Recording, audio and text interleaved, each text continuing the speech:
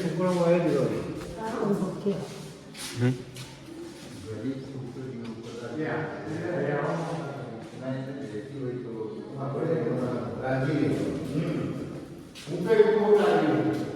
હું તો મારું મકવાને આ છે ને છોકરી હું અમેરિકા જઉં તેને મને આપવા તો હું આપી દઉં. ભારત કહેવાનું સામે ચાલે ને આપણે ના કહીએ પણ એટલીસ્ટ કોઈ આવી રીતનું આશા તો ગોમમાં ભાડે 50,000 ભાડું લે છે. આ છોકરીઓ રહેવાનું હું જે કુટુંબમાં રહેતો હતો 2,000 ભાડું લેતા.